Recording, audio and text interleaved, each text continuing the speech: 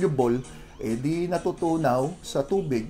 Insoluble, hindi natutunaw sa tubig. Parang ganun kasimple lang, no? Pero anong health benefits ng soluble fiber? Ang soluble fiber ay maganda to sa mga may alta presyon, may diabetes, mataas ang kolesterol, at overweight. So itong mga ito, mga sakit na nabanggit ko, makikinabang yan sa soluble fiber. Halimbawa ng soluble fiber, mansanas. Kaya siguro sabi nila, an apple a day keeps the doctor away.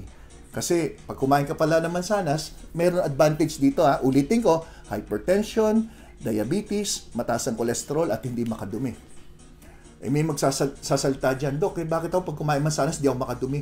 Hindi po totoo yun. Pag nag-LBM ka, pinapakain ka ng brand diet. Pag brand diet, andyan na yung banana, apple, di ba?